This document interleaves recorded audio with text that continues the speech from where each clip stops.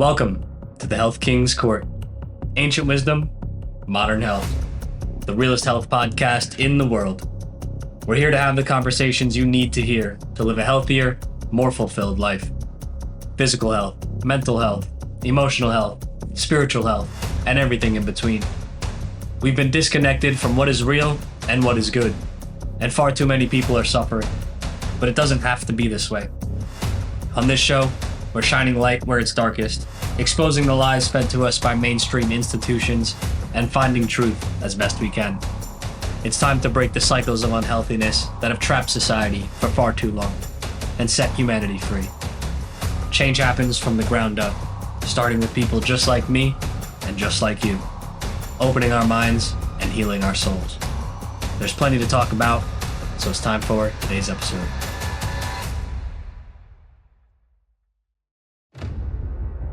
Welcome, everybody, to another episode of the Health King's Court, Ancient Wisdom, Modern Health.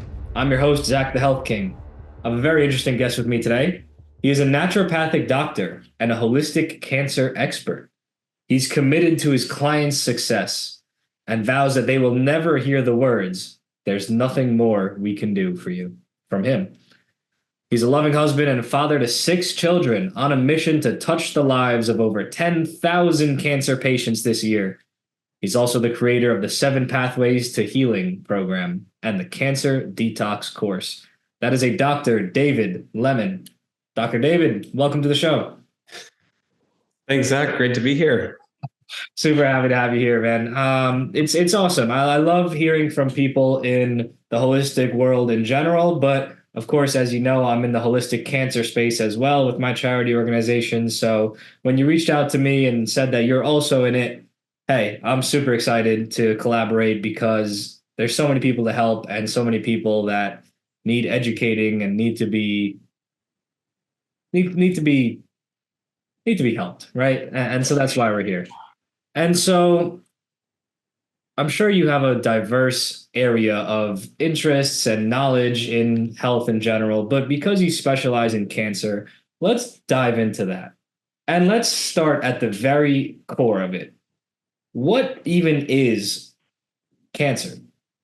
What is it? What does the word cancer mean to you? Because even that, people say it all the time, but it can mean a different thing to different people. And then there's kind of some interesting ways we can frame it. So what does cancer mean to you? That's an interesting question. I think it's technically it means crab. It came from people dissecting cancers and seeing that it had these little pinchers and tentacles that were kind of growing out that looked like a crab. And so that's where the actual name comes from. But to me, cancer is it's a process. It's not a thing. It's not a tumor. It's a process that cells in the body can go through.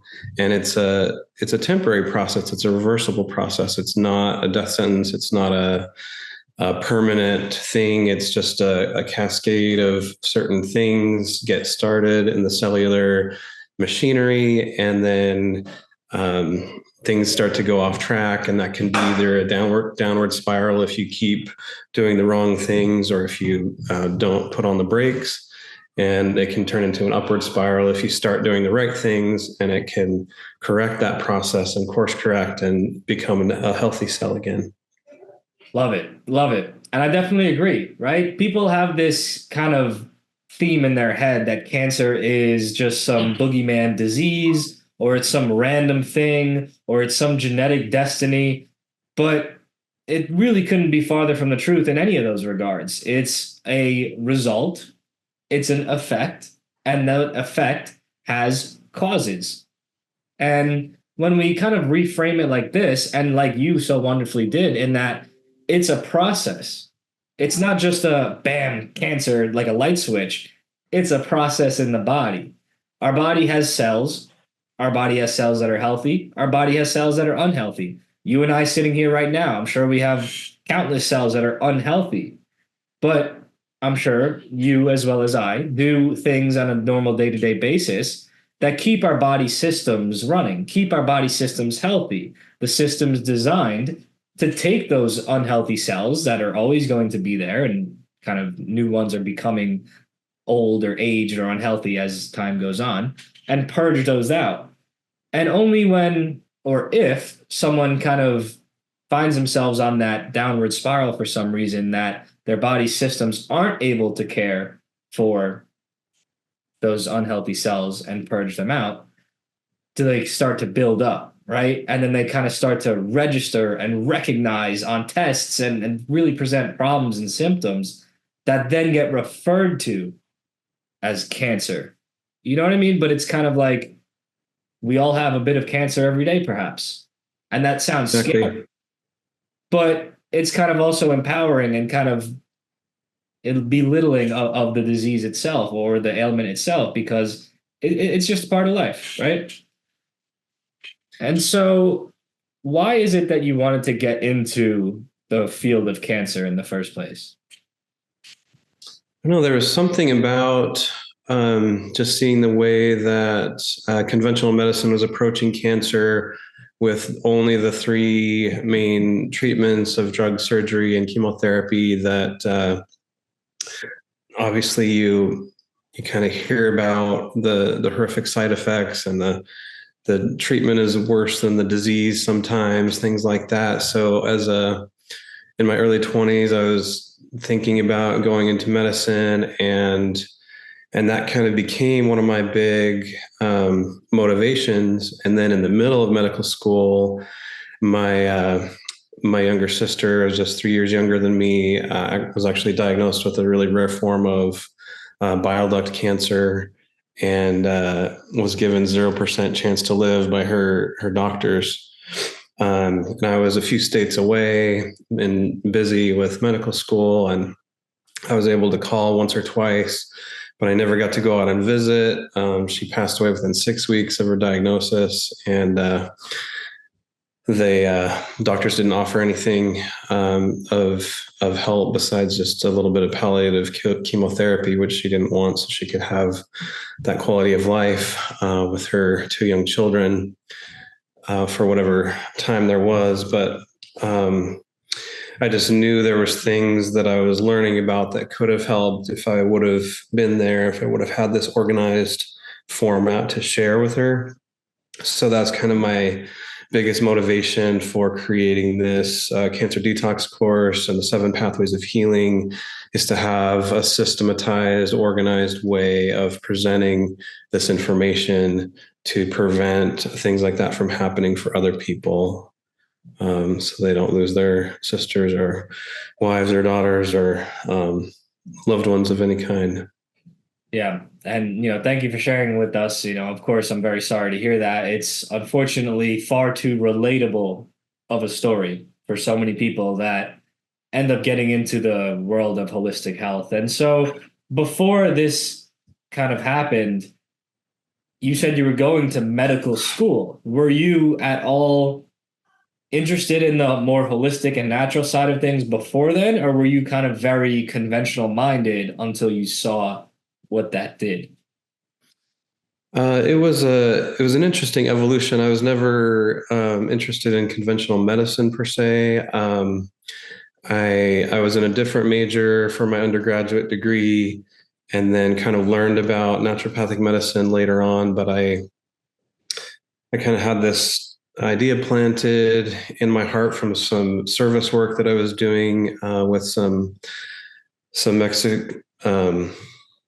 The Shriners Hospital brought some crippled children over from Mexico, and I was able to help with the service project of translating some English and Spanish to help assist these doctors doing orthotics and prosthetic legs and feet and things like that for these little children from Mexico that were missing feet or arms or legs. And it was just incredibly powerful, emotional experience in my early 20s that kind of planted that seed of maybe looking into healthcare field someday. And so from that, I kind of developed this desire when I was in my undergraduate degree, kind of looking into chiropractic, looking into conventional medicine, looking into what other fields of medicine I could find, but I just didn't find anything that looked like a fit that seemed like it was a good match for me. So I just kept going on the track I was going. And then a few years later, I discovered the fact that naturopathic medicine existed and that it's this holistic framework that combines counseling and nutrition and mind body medicine and more natural things that avoid the side effects that are so common with pharmaceutical drugs and unneeded surgeries. So I just kind of went back to pre-med for 3 years and then 5 years of naturopathic school. Started medical school with 4 kids and had our 5th in the middle of medical school and then 6th right after graduation. So it was a really wild ride, doing it with a big family. But yeah, I loved every minute of it. And it was just incredibly challenging and rewarding experience. That's beautiful. That's beautiful. And thank you for having children because that's what makes the world go around, right? I love to see big families. It's super cool. And so what years was it that you were going through school to become a naturopathic doctor? And I'm curious kind of what that experience for you was like, not necessarily in the classroom, but outside of the classroom. Because, you know, health in America has been an interesting journey, right? It used to be a hub of ancient healing modalities and holistic remedies from all over the world before pharmaceutical industry essentially wiped those all out and kind of overtook all of medicine and all of doctoring and all of everything and destroyed everything and in people's perception and the ability for it to be practiced. So when was it that you were going to school to be a naturopathic doctor? And when you told people, if you told people like your friends, your family, like what was that reception like? Did they look at you like you were some sort of quack or did they, what was it kind of like an accepted thing around you? Or was it kind of like hush hush? It was interesting. It was 2010 to 2015 was kind of my educational years there. I went to 17 years of college altogether, going to different schools and everything, but the medical school part was 2010 to 2015. And yeah, it was a little bit of everything, obviously, but yeah, some of my introversion and maybe immaturity at the time was reluctant to be proud of it. And sometimes I would just say, "Yeah, I'm going to medical school. I'm going to medical school," and not bring up the naturopathic side of things because a lot of people just don't know what that means, and kind of turns into a long, awkward conversation of trying to explain it to people that don't know.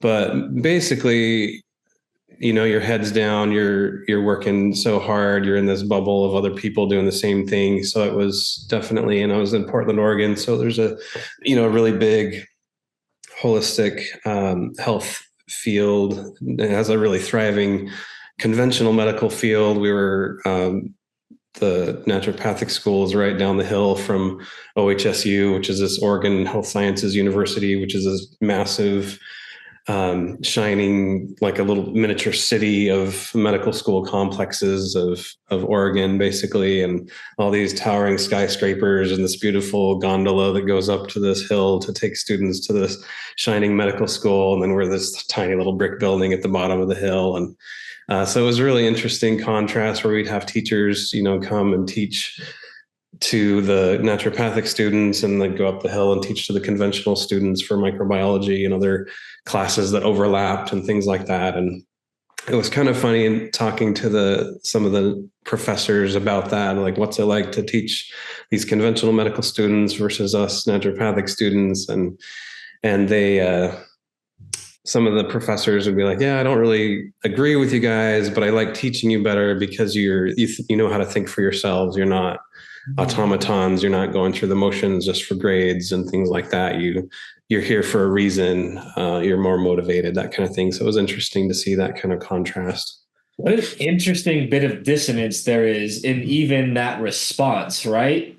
Because simultaneously they're saying, I don't like what you're doing, but I recognize that you probably have a healthier mind frame and mindset, and what your approach is more humanitarian, but I don't like what you're doing. That's interesting. And how did that feel as a student to have a professor themselves kind of downplay or perhaps disparage the field that you were going into? That's kind of strange. You'd like to think that a professor is teaching you something and super into the area that you're trying to get to, right? How did that feel as a student?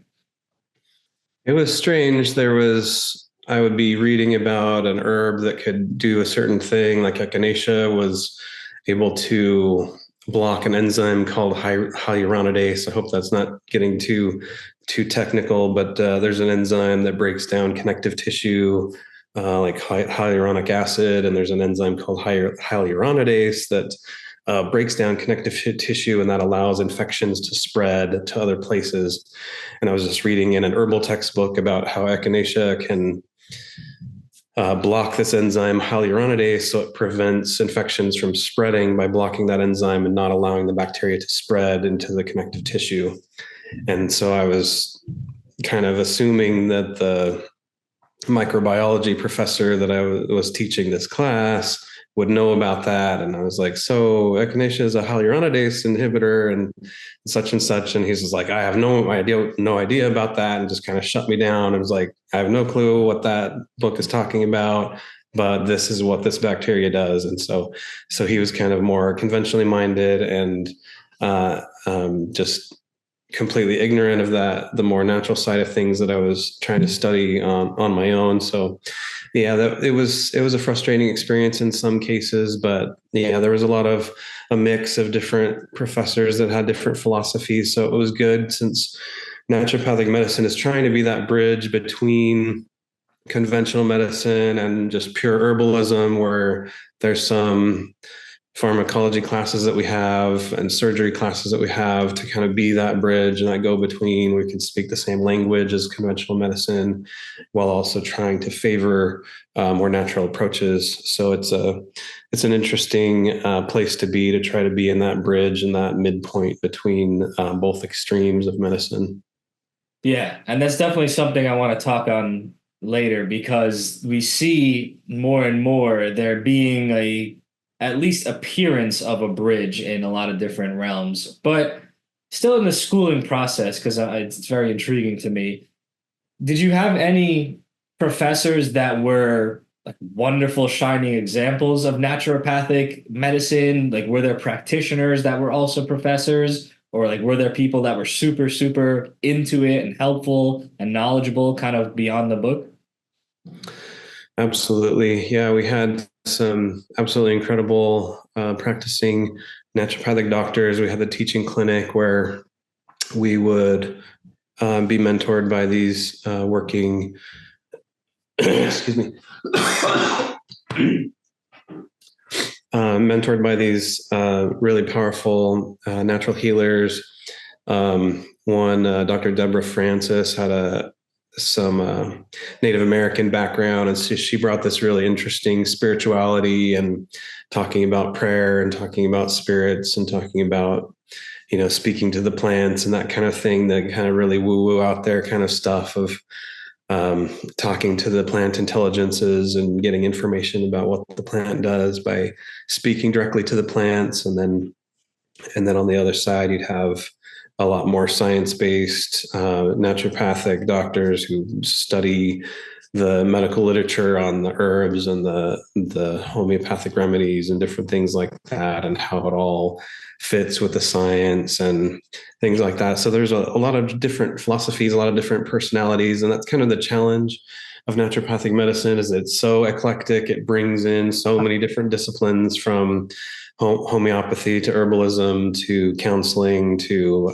hypnosis, different things like that. So there's just so many different fields brought together, and kind of anything that works is what works kind of thing. And that brings me to one of I don't know if you're interested in talking about this, but one of the most ridiculous things on the internet that I've seen that gets repeated over and over and over is this quote. There's there's a name for alternative medicine that's been proven to work, and it's called medicine. Have you heard that around? I don't know. It sounds just like a bunch of dummies would say, Yeah. Yeah, it Uh, sounds like an idealistic pharmacology student or something made that up, and then it yeah, they started to probably become thought a that they meme. were hilarious, right? But yeah, unfortunately, the world we live in, medical research is bought and paid for, right, by somebody, either through a grant of someone who's favoring a certain type of medicine, or through large corporations that have the money to fund medical research. So all the things that work and are proven to work by tradition will never be, or almost never be, proven by scientific studies and placebo-blind research, because it costs millions of dollars and there's no motivation to spend millions of dollars on herbs that have no side effects but no profit potential and being patentable and that kind of thing. So that's just one of the many pet peeves out there on the internet of things that ignorantly get passed around, of pharmaceuticals are safe and effective because they're tested by the FDA and they're proven by these placebo-blind studies and things like that. Um, so I think medical research is one aspect, and it's an interesting thing about the philosophy of my education was. I'm not even going to be able to do justice to it at this point because it's been so many years ago, but we were kind of taught this 4 point, like the 4 points of the compass. So kind of like what I was talking about, like different ways of acquiring knowledge, right? So there was this 4 point compass kind of laid out in different, I don't know what the directions represented anymore. I don't think it really matters, but just there was these 4 directions of acquiring knowledge. Like I mentioned, there's the more spiritual, intuitive side of actually speaking to the plants or praying and asking the creator, what was this plant created for? How can I use this plant to heal others? That kind of thing, of just pure spiritual and intuitive insight and getting those sixth sense nudges and information download directly from the plants themselves or from God directly. And then there's the opposite side of these scientific studies. There are a lot of it's not done in the United States, but there are many other countries like India and China that are more open to, because they have such a massive population and they're trying to be cost effective about things and find the medicines that are more affordable and more available and things like that. So a lot of herbal studies from China and India are more motivated to understand the benefits of plant medicine, things like that. So there are thousands and thousands and thousands of scientific studies available out there that show different aspects of plant medicine. So that's kind of the opposite spectrum of direct scientific study of having a control of this. These people were given a control. These people were given the herb, and this is what happened. This is the difference, that kind of thing. And then, I honestly don't remember the details of what the other two. I think the other one is like academic, reading from books, from past experience, that kind of thing. And then I think the other one, the fourth one, would be tradition and ancient, passed down folk wisdom from thousands and hundreds of years ago that's been passed down from parent to child for thousands of years, that kind of thing. So there's the direct spiritual intuitive, the scientific, the academic, and the traditional passed down knowledge. So those are kind of the 4 ways of acquiring knowledge about healing that we kind of were exposed to. And the conventional medicine is kind of limited to those academic book learning and the scientific studies. And the scientific studies are all essentially funded by the drug companies themselves. That's one of the crazy things I learned, is the FDA is supposed to be the regulatory agency and the watchdog to help enforce the safety and efficacy of these drugs, but it's the drug companies just pay the FDA millions of dollars to put these drugs through the process. And so it's all about money. It's just paying the fees and getting the approvals essentially. And it's what's called a captured agency, where there's not that availability of unbiased relationship there that's supposed to be there with the regulatory agency. So those studies, there are some helpful information that you can get from that, but it's also, like I said, it's all bought and paid for by somebody with an agenda, and some of those agendas are neutral, and some of those agendas are just 100% profit based and against the health of the consumer. So it's a challenge. Yeah, absolutely. It's something I've ranted about plentiful times on podcasts already, but you've surmised it very well. Science is for the large part bought and paid for. They wouldn't spend the time and effort to create a study if they didn't have to convince you of something. And if it just worked naturally and inherently, they probably wouldn't have to convince you of it, right? If it's just been working because it's always been working, why would they have to convince you? And like you said, who has the money to create the studies that are big and all over the place in expenses, et cetera? But then even beyond that, when someone does do a study that shows and highlights good, natural, holistic things, follows the scientific method to the T, even though most of the drug companies don't, that's another story. If someone creates this beautiful study out of the goodness of their hearts to promote some beautiful thing that they haven't been able to patent because it's just a natural herb, whatever, they just wanted to create the study to prove it, who's going to publish it? The publishing agencies are also owned and operated and will only allow certain things with certain narratives to be published in the official scientific journals. The peers, these beloved peers that everyone wants to review the study. Reviewed, yeah. Who are these peers? Well, they're only going to review what they want to review, and they're only going to agree with what they want to agree with. And so it's such an echo chamber of garbage within scientific journalism, unfortunately. And that's just the truth of it, And like you said, though, so accurately, good studies are out there. But one, there's less incentive to doing them in the first place. There's less funding to do them in the first place. And then even when they're done, they get censored, not published. It's a whole cluster of garbage. But in your education, because you obviously spent a lot of time in official education avenues and you must have learned a lot. But I imagine you're someone like myself that is an eternal student and you're just forever learning outside the classroom as well. And so along the way, do you think that you've learned more effective knowledge and information in the holistic healing realm inside the official capacity of a classroom or outside in independent research? And how is it that you do independent research and learning?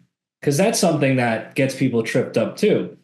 They only know how to go to school and get a degree, and they kind of think in their head, independent research, well, it's the internet, you can't trust that. It's so many lies on the internet, which, yeah, there is, but there's also good stuff. So how do you continue to be an effective and proper student? Oh yeah, it's such a big question. Thank you. It's definitely hard to quantify or ever measure the difference between what I learned before school, during school, and after school. It's all just kind of part of who I am and my knowledge base. So it's challenging. And then you have the continuing medical education requirements every year. So you're incentivized to constantly learn to be able to maintain your license and things like that. So there's the official continuing education credits. So there's my favorite one is called Health Masters Live out of Australia. They have just really amazing naturopathic continuing education online courses for naturopaths and herbalists and holistic integrative healers and things like that. So it's a really great source for continuing education credits, taught by fellow doctors and credentialed healers with great world-class reputations. So that's one of my favorite places of learning. And then just all the books. I just try to constantly synthesize. If you can study 10 books on cancer, for example, and then take the best of what you see and then the overlap and things like that from all those books and synthesize them into one concise list, then you're basically combining 20 to 30 years of experience from this author, and this author, and combining it together to have over 100 years of clinical experience in just a really small space when you can condense those notes together. So I'm a big fan of synthesizing multiple authors together and combining the notes into one kind of cohesive whole and finding where the patterns are, what's working, what people are talking about, and then what's working in the clinic on a personal level as well. And what's your process of discernment when you come across conflicting information? Because in any realm, especially the health realm, people will say black is white and black is black and white is white or up is down. There's for every person saying X is correct and 100% the way, there's the same amount of people saying Y. And sometimes those are mutually exclusive concepts. And so, what's your process for navigating conflicting information when perhaps both have, quote, scientific evidence behind them? I think the frustrating answer, but I think the most correct answer is that everyone is different. And we have this thing called biochemical individuality. We have different genetics. We have different epigenetics, different environmental backgrounds, different stress levels, so many different things. And so what is good for one person is bad for another. What's bad for another person is good for another. And it's frustrating that we're all not robots. We're all not equal. And that's one of the shortcomings of conventional medicine is it is that cookie cutter approach of treating everyone the same, treating everyone as if they were a 200-pound white male or whatever it is that they have studied the most in those studies. And now that diversity education and this kind of thing is trying to come out and help correct some of those things a little bit, but it's everyone is completely different. And especially in the field of diet and nutrition, that's where these opposites come out the most, right? And it's these huge fads in the 80s and the 90s, it was just nothing but low fat and fat makes you fat. And then now it's the opposite where it's the keto and fat makes you lose weight. And it's just these crazy swings of opposite fads. And the truth always lies kind of in that middle common sense. In The Karate Kid, Mr. Miyagi talks about if you walk on this side of the road, you're safe. If you walk on this right of the road, you're safe. If you walk in the middle, sooner or later, squish just like grape. And so that's what I kind of was raised with, was this idea that you don't want to walk in the middle path. But then I had a teacher in university studies that shared the kind of opposite view of this Buddhist philosophy of if you think of the metaphor of a bow from a bow and arrow that shoots arrows, right? If you have a bow, if the string is too tight, then the string will snap and you can't shoot your arrow. If the string is too loose, it's too loose and too floppy and you won't be able to shoot the arrow. So it's that middle path that is the correct path that gives you just the right tension to shoot the arrow and be effective. So that's the interesting thing that kind of broke that silly Mr. Miyagi saying that I was raised with in the 80s. So the middle path is a beautiful place to be. It's where the most effective form of medicine and discerning. Obviously, you have to just have your filters on of what the motives are, what the profit potentials are, like we already talked about a little bit, like follow the money. Like, is this scientific study funded by, oh, this is funded by Nestle, the chocolate company? They probably don't have as much of a foundation in the understanding of nutrition if they're trying to sell Nestle Quick and candy bars and things like that. So maybe this study is a little bit suspect, or oh, this study is created by the the makers of this certain drug, and they're trying to make this character category of drugs look good, that kind of thing. So you have to kind of look at the incentives and the motives behind certain things. And same with authors of books and things like that. If someone is has a big supplement line or whatever that they're selling along with it, or you just have to be aware of what the motivations are behind things as much as you can. But basically, just that balanced middle path of common sense, what seems natural, what seems effective, what appears to be the most effective in the clinic. And that's the great thing about working with patients, is you do get that constant feedback of people coming back and say, "Oh, thank you so much. You helped me so much with my issues." And then you know that, okay, I hit that on the target, or the other way where it's like, yeah, that didn't do anything for me. And it's like, okay, let's try the next thing and the next thing. And so it's not what people want to hear. The body is way more complicated and the human race is way more complicated than we can ever really know and really comprehend. And when you get into things like DNA studies and try to customize supplements or a detox protocol according to someone's specific DNA, that turns into such a rabbit hole. It's like completely mind-boggling how complicated things can get really fast.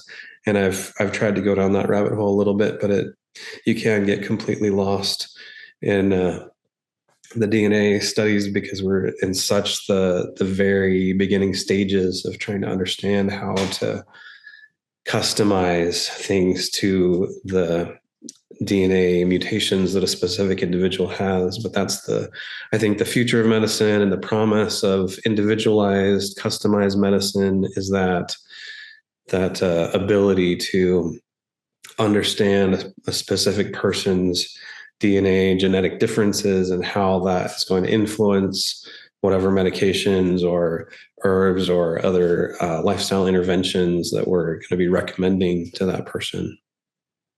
Yeah, it's although the average person's concept of what makes for a healthy animal is also completely wrong and screwed up, the average person would probably comprehend that the way to care for a Jack Russell Terrier is different than how you'd care for a Doberman Pinscher, is different than how you care from American Bulldog, from a Labrador.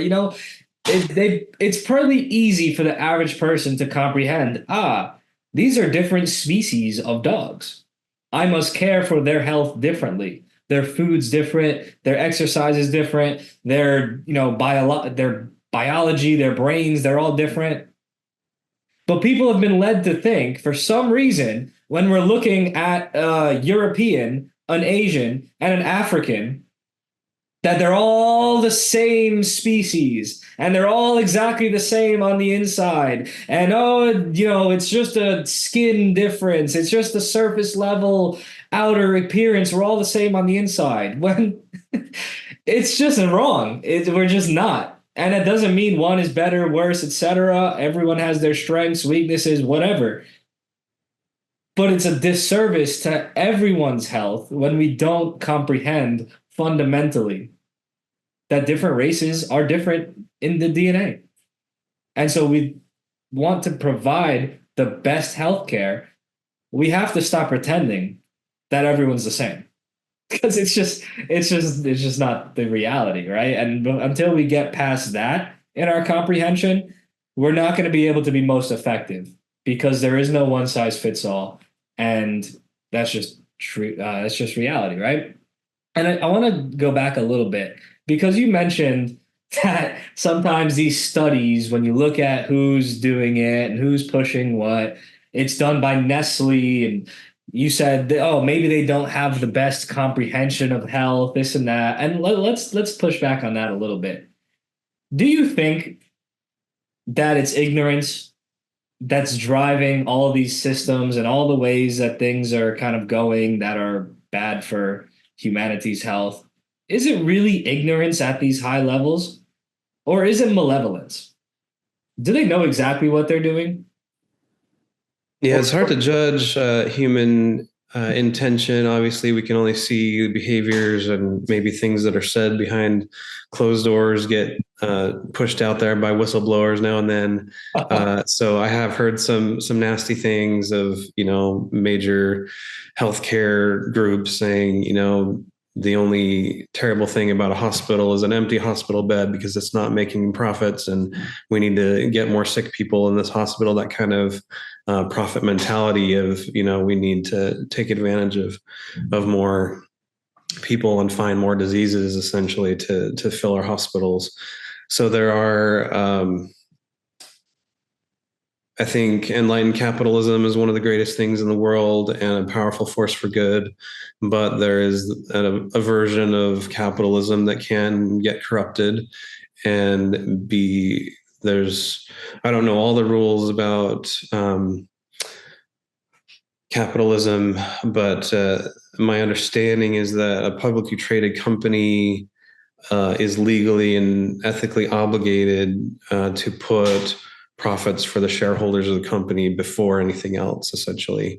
Um, so there's this almost legal requirement of having to be so liable or responsible to the shareholders for making new profits that ethics and morals and common sense start to go out the window, and it's just becomes this profit machine at all costs. And I think the individual people and most of the companies, pharmaceutical reps and things like that, are trying to do good, think they're doing good, or have good intentions. I think most doctors and oncologists and things like that are in the field because they have the best intentions going into it, and then they just become a cog in the machine and are just overwhelmed with the whole process and patients dying, and just it's a complete mess, right? But unfortunately, there are these massive financial kickbacks with chemotherapy. I don't know why that's legal, but there is this cut that the oncologist does get from the sales of the chemotherapy. So there's this massive profit potential. The more chemotherapy they use, the more money they make. And it does seem like a massive conflict of interest that should be corrected, but it's just one small part of the broken system. yeah, and then that last part, of course, always begs the question: is the system broken, or is it functioning exactly as it was intended? And that brings up the ignorance versus malevolence question again. But in regards to the system, is it the system's responsibility to care for people's health, or is it people's responsibility to care for their own health? Because, there's a lot of people out there that recognize that the systems of healthcare or whatever else are not in our favor, whether, again, it's broken or working as it was intended. That's aside the point. They're not good for us in some way. And a lot of people spend a lot of energy kicking and screaming, or even trying to fight the uphill battle of changing the existing systems. Are you someone that's kind of in that camp? Or are you of the camp that's, okay, the systems are existing how they are. That's fine. They can do whatever they want. Let's do our own thing. Like you said, there can be enlightened capitalism, and you're kind of taking part in that at the producer level of you're selling courses, you're working with people. Like, yes, you have your official licensing, but you're also, I believe, selling online courses and stuff now. And so more and more in this modern era, people aren't necessarily having to rely on the systems. They can kind of pursue private and independent ventures And so we can kind of leave them doing what they're doing. Well, what's kind of your stance there? Yeah, I just love that, again, that middle path of, I kind of wish I was this, big time lobbyist and able to influence these a massive change at the fundamental level and fix the broken medical system, things like that. But like you said, I believe 100% that every individual is responsible for their own health and being educated about their health. It's just like anything. Unfortunately, with the things that are covered in high school that are most important are the things that are missing, right? So there's very little financial education in high school, and that's one of the most important things for kids to have at that age to avoid credit cards and debt and things like that. But then they're encouraged to get credit cards and go into debt right when they graduate from high school. And things like relationships and having a good marriage is often lacking in high school. And then actually understanding health and wellness and what creates health and what creates wellness. Having a consensus of what could be taught in a class like that is obviously a challenge, but there are definitely principles that could be put together to have a health and wellness class at the high school level to teach those foundational aspects and give kids the foundation for health and wellness that would go beyond their, practice safe sex and things like that you get in high school. At least that's basically the only message that I took away from my high school health and wellness classes. Was horrific slideshows of the diseases that you can get if you go down the wrong path. So it's interesting. So yeah, education, taking responsibility for your health, just doing what you can with your sphere of influence, and then gradually trying to grow that sphere of influence and developing more and more influence and respect and maybe fame around that field. And then the more fame and respect that you gather, the more influence that you can have over teaching and educating people and correcting the things. But when you're going against essentially $1 trillion industry and multiple, when you get into the big pharma and the big agriculture and all these other bigs, it's a multi-trillion-dollar industry when it's all put together. So it's definitely overwhelming to try to think that you could take that on all by yourself. But yeah, we're all just trying to do the best we can to serve humanity and help people get better and alleviate side effects and improve the baseline level of their health. Yeah, absolutely. Now you said one of my favorite words earlier, and so I want to touch upon that and ask you a question in regards to it. You said genetics, you said epigenetics. And so the question for you is, if someone was before you and said, "Oh, everyone in my family has cancer, so I guess I'm gonna get cancer, there's nothing I could do. It's just, my genes, I got bad genes." What is it that you'd say to them? Yeah, it's a really amazing question, and it's the $1 million question when it comes to um, basically what medical science has learned in the last 20 years or so since the Human Genome Project was underway. It's kind of delineated the most clearly, I think, in Bruce Lipton's book, The Biology of Belief. He was a cell researcher that was studying these cells in a petri dish, and he discovered that if he changed the environment and the nutrients inside these cells in a petri dish, they would be cloned. They would be exact same cells, right? These stem cells or whatever that he was studying.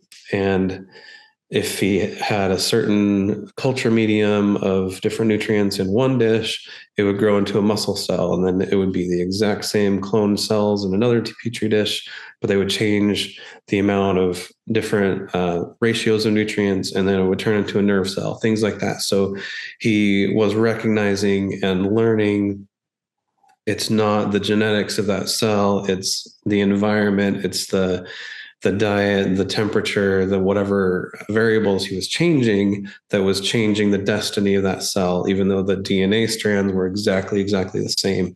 So that was kind of the foundation of his journey in discovering this difference between genetics and epigenetics. So it's hard to explain concisely in a less than 20-minute lecture. So I kind of went off the rails on my last podcast and went down a rabbit hole and tried to explain it all in maybe a little bit too much detail. So maybe some follow-up sub questions would be better so I don't go off on a rant for too long. But basically, to put it the most concisely that I can think of right now, that scientists have discovered that your genetic sequence or your DNA code is not your destiny. There's people talk about genes turning off and turning on, and that's not accurate in the way cells work, but it's a metaphor, right? If you had a switch that was in front of you and you could flip on a gene and flip off a gene, that's kind of how it works in principle, but it's not the reality of how genes actually work. It's more complicated than that, but it's kind of become part of our common language. So we can safely use that, just knowing it's not how it really works. But it's basically, it would be more accurate to say that genes are either expressed or they're unexpressed. They're either covered or they're uncovered. And we used to think that a gene would be your destiny. If you had this gene in your DNA code, it would turn into this disease, and that's it. But what we've discovered, it's like those cells in the petri dish, it's dependent on your environment, your diet. Mark Hyman is a integrative doctor that's written a whole bunch of books and is a great mentor. He talks about food isn't just calories. Food is calories and information. So it's not calorie counting. Like if you talk to a conventional, it should be malpractice. But if you talk to a conventional dietitian and you have a new diagnosis of diabetes, and I've had a family member that went through this, or that if you have a new diagnosis of diabetes, the dietitian will tell you sugar is sugar is sugar. So if you eat an apple, it's the same thing as a handful of M&Ms. It's just the amount of sugar that's in those things that matters, right? And so you can smile and roll your eyes because you have some common sense that's telling you that that doesn't sound quite accurate. But there's so it's not just calories and fuel, it's calories and information. So this information that's found in fresh fruits and vegetables and flavonoids and the brightly colored fruits and vegetables that is most recommended in a healthy diet are information that's telling our genes what to do. So like turmeric, for example, is one of the most studied anti-cancer foods on the planet, right? It has like 8,000 scientific studies or more on the benefits of turmeric and curcumin. So they've discovered that turmeric turns on anti-cancer genes and it turns off cancer genes. So it does both directions. It flips the bad genes off and makes them inactive or not expressed, and it flips on the genes that fight cancer better and turns those ones on. So turmeric is a great example of something that is beneficial in both directions. It enhances the genetics that you have by turning down the bad genes that you have and turning up the good genes that you have. And that's the definition of epigenetics. Genetics is the actual direct DNA code, and epigenetics is the code that it's actually expressed in real life. This episode is brought to you by beatcancer.org. We at beatcancer.org are a charity organization offering holistic cancer education programs to aid people in cancer prevention or healing. We have a variety of programs designed to serve and educate patients, caretakers, medical professionals, or anyone else seeking empowerment through education. For 47 years, we've also been training, certifying, and supporting hundreds of holistic cancer coaches all over the world.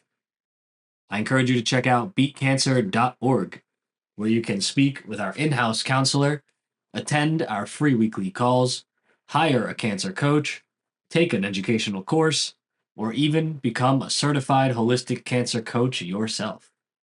All this and more at beatcancer.org. Back to the show. Yeah, absolutely. Absolutely. And so, in the sake of keeping our genes, the ones that we want expressed, and keeping the ones that we don't not, what are some actionables that people can live by in their everyday life? Let's talk about on the prevention side. Say someone doesn't have a cancer concern right now, but perhaps they are someone that says, ooh, it runs in my family. Or perhaps they just want to keep themselves healthy. What are some of the kind of major actionables that someone could kind of implement in their day-to-day life, whether that's things to specifically do or things to specifically not do? What are some of your kind of like heavy hitters? So, mental health is a massive one. It's a little bit controversial, but there's definitely a big field of medicine that tracks emotional trauma and then that triggering the cancer process later. So if you have any kind of major stresses, life changes, emotional traumas, death in the family, grieving, going through that process, not stuffing it down, not um, going into negative addictions to cover it up, not masking those emotions, but dealing with emotional trauma in the healthiest way that you know, with counseling, with emotional support, with family support, that kind of thing. Processing and dealing with emotional traumas is incredibly powerful for prevention. Obviously, a healthy diet is the foundation for everything. You are what you eat. And so, like we talked about, the rainbow colored foods that aren't Skittles, but that are the naturally colored things like carrots and beets and cabbage and spinach and kale, those the greens, reds, purples, oranges, yellows in nature. And even flowers, you can eat dandelion flowers, and that has incredible, brightly colored flavonoids and phytochemicals that are edible and healthy. So, herbs, foods, fruits, vegetables that have those brightly colored molecules. If you think of that rainbow while you're shopping, I guess the only exception to that is the color white isn't necessarily in the rainbow, but you have cauliflower and onions and garlic and mushrooms that are kind of in that white family that's also super healthy. So, but the really, really dark, rich, generally the darker, the richer the color, the healthier it is. So you have this spectrum of white rice versus brown rice versus the black rice. The black rice has more of those flavonoid rich polyphenols and healthy cancer healing molecules. So it's thinking about natural color in your diet and thinking about that rainbow, trying to get one thing of each color of the rainbow when you're shopping each week and you're getting your groceries, picking out those natural colors, the purple cabbage, the green kale, the orange carrots, things like that, just gravitating towards those natural, highly pigmented fruits and vegetables is a great way to go, because those are basically packages of like a symphony of healing molecules. Obviously, the fiber that's in fruits and vegetables is healthy and healing for the colon and the gut microbiota in the colon, the friendly bacteria in your gut. The fiber that's in fruits and vegetables tends to feed those, and then the actual pigment molecules are they're actually molecules that plant or that vegetable is synthesizing to protect itself against ultraviolet damage from the sun or from predators, insects and things like that. So there are these molecules that the plant is synthesizing for its own reasons, but then those reasons actually benefit us and help us to protect us from harmful radiation from the sun or from actual nuclear fallout from Fukushima in Japan or whatever. So those things that protect the plants from radiation, in turn, help protect us from radiation. And radiation is one of the known causes of cancer. So that's just a little bit of a side trail, I guess, on the power of diet to be protective, to be preventative. When you have that rainbow of those spectrum of different colors from foods, those flavonoids have the power. Not only are they antioxidants, but they're also anti-radiation, anti-cancer, things like that.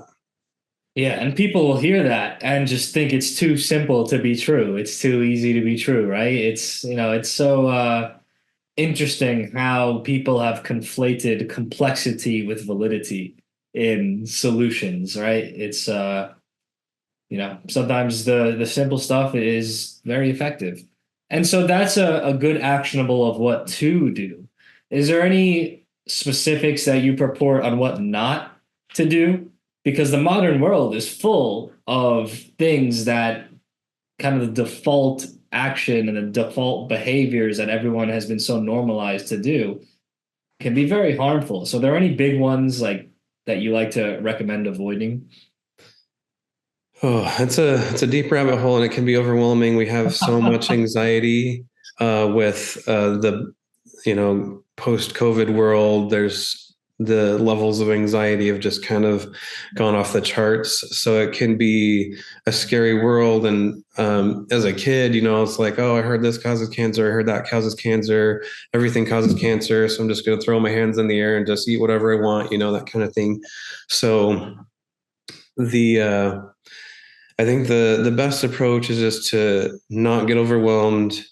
One of the most powerful lessons that I learned by a great mentor at actually this business lunch, we were talking about just this feeling of overwhelm. Like there's always too much to do. There's always too many things coming at you at once. And it's hard to illustrate without drawing on a piece of paper. But I don't know if you think of these four fingers, right? If you see everything coming at you at once, let me go the other way. If everything's coming at you at once like that, it gets overwhelming and you feel like you're suffocating, you're being attacked on all sides, you're overwhelmed.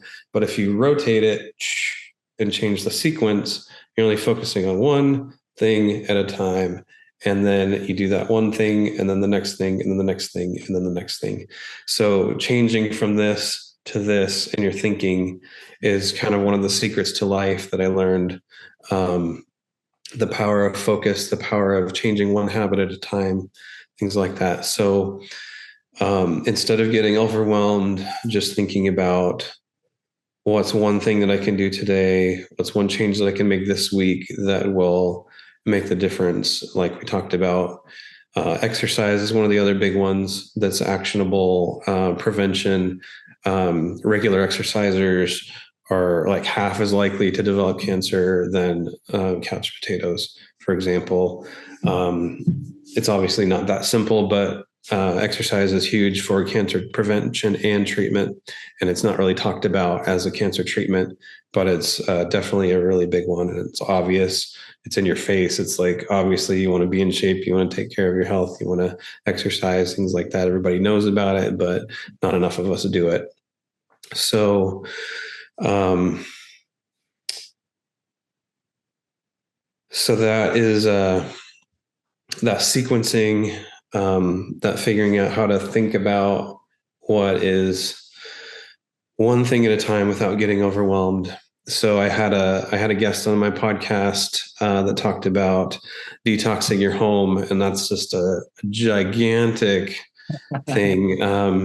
It can be so overwhelming to think about all the chemicals, all the cosmetics, the shampoos, the laundry detergent, the dish detergent, the cleaners, the bleaches, just everything. There's so many household chemicals, right? It's so overwhelming.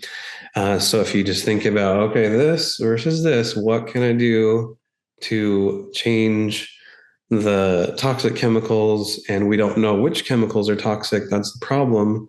That's the other industry that we haven't talked about yet is the chemical and the cleaning industry. They're not required. There's not an FDA for cleaning chemicals, right? There's not even any regulatory body that's going to even try to enforce and say you have to prove that this cleaning solution is safe for people. They can just make whatever they want, put whatever they want on the market, and then it's only after if it starts making people grow a second head out of their neck, then they have to go back and prove that it's safe if they get sued or something like that. But there's It really no is insane, isn't it? It really is insane how many chemicals the average person just unthinkingly uses and exposes themselves to every single day. And it's so unnecessary. It is strictly a result of propaganda consumerism. You look at the average person's cleaning cabinet, and there's this blue liquid for the glass, this purple one for the floors, this yellow one for the cabinets, this orange one for the tabletops, and so on and so forth. This exactly. one for the laundry, this one for the dry. You could replace probably 99% or 100% of someone's cleaning cabinet with vinegar and water. Like, what are these people doing that they think they need such insane chemicals to clean from? How nasty are these people that they need these things, right? You know how far a little vinegar and a little water goes? It's Yeah, it, and even you don't need the vinegar as much because that can smell bad to a lot of people. So just focusing on water, like you can mop your floors with water, you can wipe down your counters with water, you can clean your toilet bowl with water, and a brush, obviously, just a toilet brush and water is all you need to really clean your toilets. And it's yeah, just water does so much. It's the universal solvent. It cleans almost everything you need.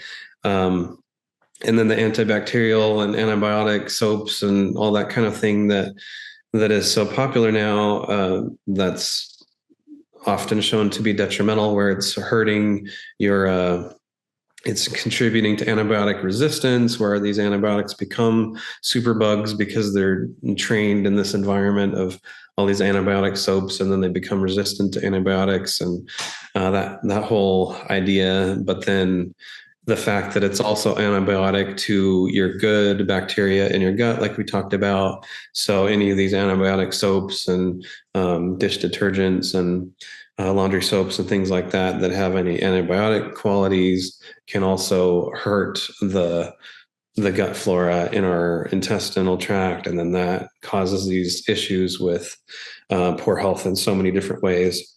And we're discovering more and more ways that the microbiome helps and is one of the cores of human health.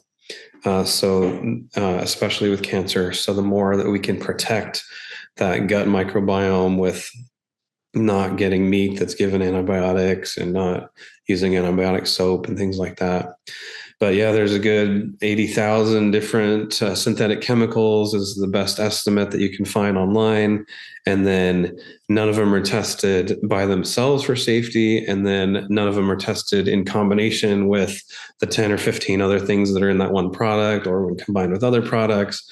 And you just have this infinite variety of combinations that could be doing who knows what. And we know cancer rates are increasing or at least staying steady, if not increasing every year for the past however many years. So cancer was almost unheard of 200 years ago. And now here we are. Lots of things have changed in our environment, but not in our genetics. So we know it's not a genetic problem. We know it's an environmental problem. The things that we have control over in our environment is what chemicals we purchase, what we put on our skin, what we put inside our bodies, what we breathe in through air fresheners and perfumes and things like that. So when we went through that kind of home detoxing podcast, the biggest thing that she started with was any perfumes and fragrances. So any synthetic fragrance molecule is inherently an unnatural toxic molecule, and breathing it in goes almost directly to your brain and almost directly to your lungs, which goes directly to your bloodstream. So anything that has like an air freshener, plug-in air fresheners, spray air fresheners, dryer sheets, anything that has a powerful smell that isn't a pure plant essential oil is inherently toxic to the human body, inherently foreign to nature and to all of the natural system. So it can only cause problems and only cause issues. So people have allergies, sensitivities, things that accumulate. It can cause headaches, asthma, breathing problems, and obviously, cancer is one of the big effects of chemical exposure. So we don't know which chemicals and which combinations of chemicals because there's no motivation to spend millions of dollars to study that because the industry wants to sell their chemicals. So there's no one that's going to put up the money to study that kind of thing. But there are a few studies out there and what we have, and then we just have common sense. You want to use natural things and you want to use water and baking soda, lemon essential oil is a really powerful degreaser. If you have some like sticky glue or gum or oil, grease stains, any of the citrus oils like lemon and orange essential oil are really, really powerful degreasers that just cut that and dissolve that away instantly. So yeah, And what's baking really soda, water. what's really funny is that the most effective chemical cleaners too, they're the ones that are using plant derived ingredients. So you just said like lemon essential oil, it's a powerful, degreaser, etc. But on an industrial scale, and I know because I actually worked in industrial chemical sales for a bit, on an industrial level, like big commercial industry, you know what they use as a degreaser for things like asphalt and tar and like really heavy duty sludge? Not exactly. D-limonene. You know where Mm, limonene comes from? yeah, the lemon peels. Citrus peels, orange peels. So on a commercial industrial level, and that's the same thing in Goof Off and Goo Gone, and that's why it has that orangey smell. It is actually often limonene, which is just a plant essence. And so all of these chemicals are just a roundabout rigmarole way to present you the plant-based stuff, which is the real stuff given to us from God that works and is everything that we need. And it's so funny how people have been fooled to chase these chemical solutions that are actually just problem causers. So, like for example, you said asthma. People have children with asthma, and then say, "Ooh, okay, this kid is sick. We have to clean the house. Let me disinfect, disinfect, disinfect. Spray a bunch of garbage into the air." Now that kid's breathing in the garbage that they think is doing good. Now they're actually causing the asthmatic symptoms. So then they're going to clean more, and the kid gets sicker. It's so asinine and unfortunate and laughable yet sad at the same time how people are causing their own suffering out of just blind consumerism and trust of the default operations of society that are not set up in their favor. It's so sad for me to see, especially when there's children in the home. It's one thing when there's adults affecting themselves, but you got people spraying all sorts of stuff on their floor, and then the kids crawling around the floor, and that's absorbing directly into their skin. And then they wonder why their kids are sick. I mean, again, that's putting aside all the other probably awful health decisions they're making, but it doesn't. And then they'll think that asthma is just genetic, like luck of the draw, they can't breathe, spray. Antibiotics, like you mentioned, are one of the things that I've ranted on a few times, but I like to break it down because what is biotic? Life form. Life, yeah. And people are so quick to use things that are anti-life, somehow completely forgetting that they too are life. So, like, what are you doing? I like the Dwight Schrute method. We need less antibacterial stations and need more bowls of dirt to just rub our hands in. You'd probably be better off. Need biotics instead of antibiotics. Yep. Yeah. Give me more biotics. Give me more biotics, not Yeah, anti. been one of the powerful things that we've also learned in the last 20 years is the whole microbiome. And um, like I said, the more every year that goes by, there's more studies and more understanding of how much the gut bacteria, the healthy flora does for us, and how much it really is a symbiosis of we're helping them stay alive and they're helping us stay alive. And why it's like that, I have no idea. But yeah, they say we're more bacterial cells than human cells walking around. So it's a really strange situation to be in. Yeah, and what you said is accurate, but it's also a pet peeve of mine just now when like people talk about, oh, well, we've just learned these things in the last 20 years.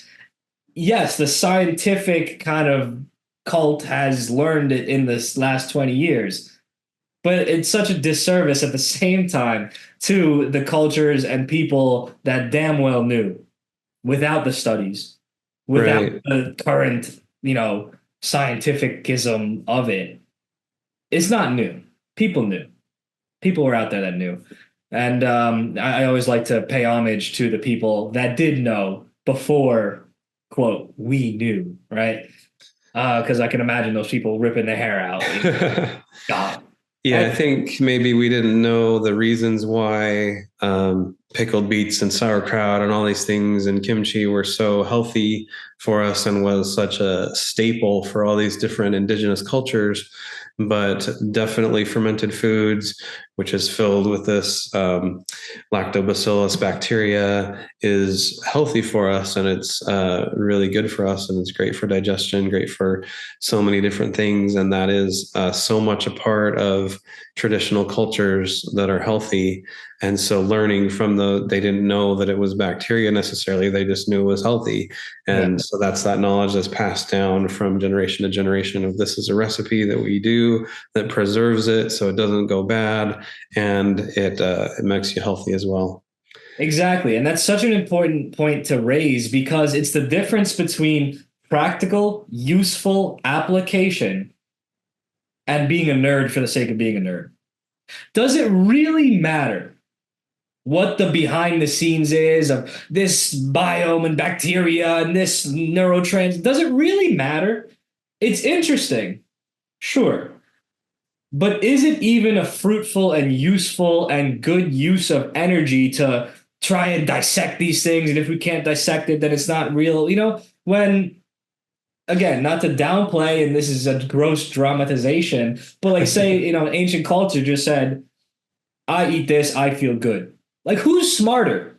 Who's smarter? The person that says, I eat this, I feel good. Okay, let me go do things in life. Or the person that says, let me dissect the bacteria biome and figure out the procedures and spends their whole like 20 years to that kimchi when that, chief over there just ate it and went and did what he had to do, took care of business. Like, who is smarter? It's an interesting question. Exactly. Yeah, that practical wisdom of whatever it is, whatever works is right, is a powerful philosophy. I guess the only thing is there's nerds that are eating junk food, and those nerds that are eating junk food need to be educated of why they need to go back to the other thing that's going to make them feel better and Do things they, like or should that. they So just weed themselves out with their poor health decisions? Right? Maybe that's the problem. Maybe that's why they're so. uh, yeah, that's why we're a doctor's teacher. We try to educate and help people understand the truth behind those things. And some things are common sense, but common sense isn't very common anymore when we have all these influences and the big technology, big agriculture, big pharma, big advertising going against us from childhood. And we're raised in this culture. It's sometimes not necessarily people's fault, and they do need that education and that inspiration sometimes. Yeah. Well, before I get too Darwinistic, I'll leave that trail and say, Doctor, is there How is the best way that people can, if they like what you said and want to learn more from you, whether it's working with you personally or kind of taking some of your programs, where can people find those? And, what does working with you look like? Yeah, for anyone with cancer, the best place to go is 3cancerinsights.com. And that'll take you to a free 10-minute presentation where I kind of go through the three best ways to approach the problem of cancer, the right way to treat cancer, things like that. So that's 3cancerinsights.com, and number 3cancerinsights.com.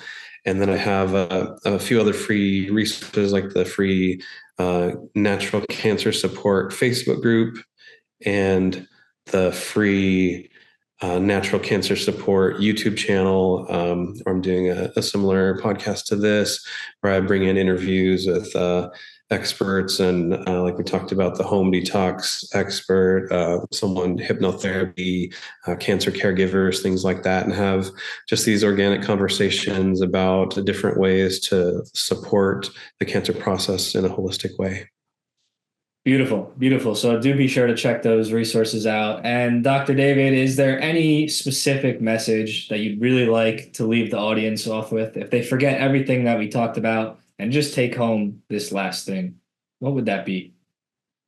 And there's always hope. And if you've ever been told by a doctor that you are doomed to have a certain disease for the rest of your life, or the certain disease has to be managed instead of cured, or that you have to go home and get your affairs in order and you're going to die in a certain length of time, you don't have to believe that message. Whatever a doctor says isn't necessarily true. It's just their understanding based on their educational paradigm and based on random statistics that don't have anything to do with you personally.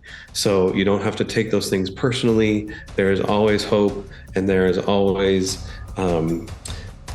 answers out there. If you connect with nature and connect with the healing forces that are out there, you can reverse the disease process and overcome just about anything.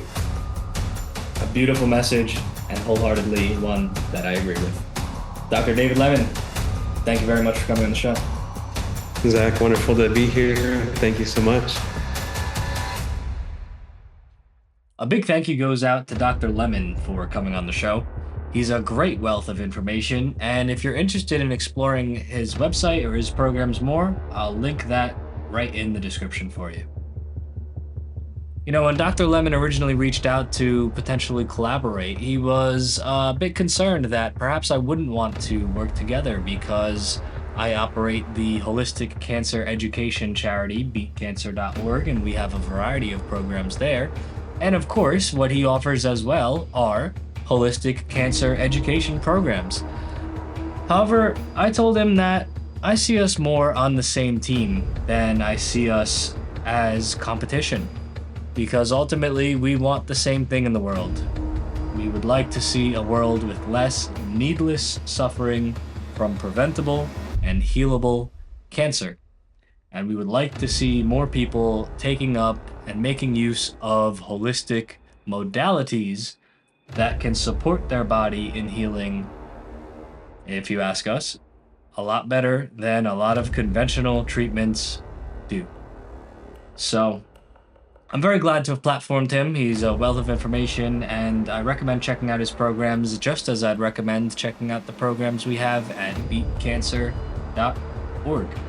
So, always a pleasure to collaborate with someone that is on the same team. I do hope you enjoyed the episode. If you enjoyed the episode, please do give it a like. Consider sharing it with a friend that you think may find it interesting as well.